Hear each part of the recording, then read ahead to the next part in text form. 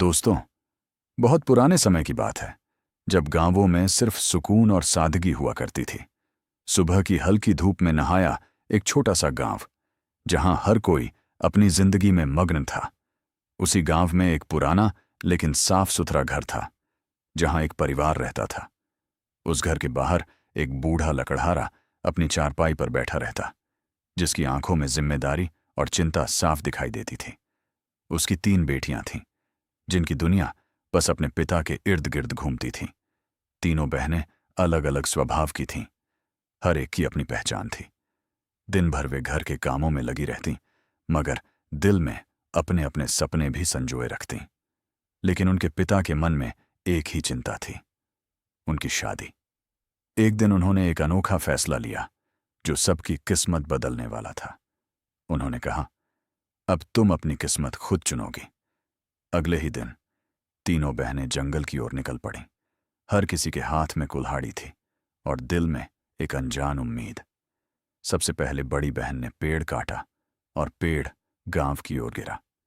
फिर दूसरी बहन ने पेड़ काटा और वह कस्बे की दिशा में जा गिरा। अब बारी थी सबसे छोटी बहन की। उसने चुपचाप पेड़ काटा और उसका पेड़ गहरे जंगल की ओर गिर गया। दोनों बड़ी बहनें हंस पड़ीं और उसका मजाक उड़ाने लगीं, लेकिन छोटी बहन ने कुछ नहीं कहा, बस चुपचाप मुस्कुरा दी। अगले दिन बड़ी बहन अपने रास्ते पर निकल गई। दूसरी बहन भी अपने नए सपनों की ओर बढ़ चली, लेकिन छोटी बहन अकेली जंगल की तरफ बढ़ रही थी।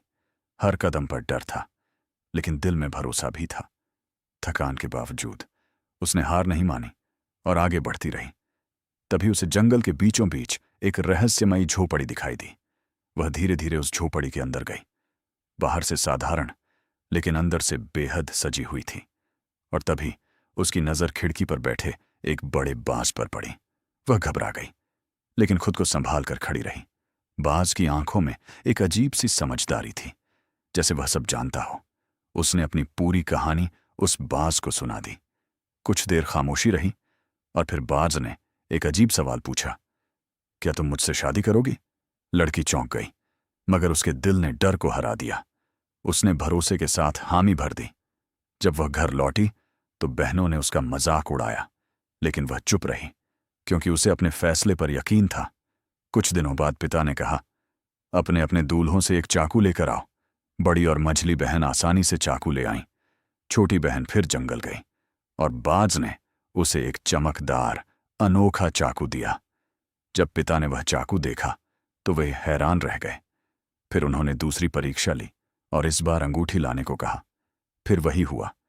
बाज ने उसे एक रहस्यमयी अंगूठी दी, जिसे देखकर हर कोई चौंक गया। अब यह साफ था कि इस कहानी में कुछ खास छुपा हुआ है। पिता भी हैरान थे और अब सच्चाई जानना चाहते थे। अंत में उन्होंने कहा, अपने दूल्हों को घर लेकर आओ। छोटी बहन बाज के साथ घर की ओर लौट रही थी।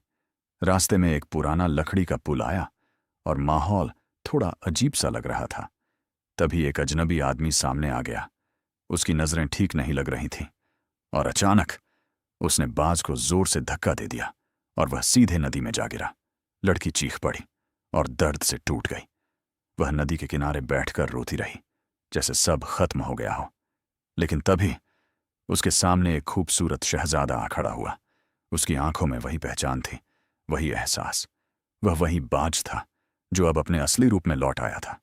उसने बताया कि वह एक जादू में बंधा हुआ था और सिर्फ सच्ची मोहब्बत ही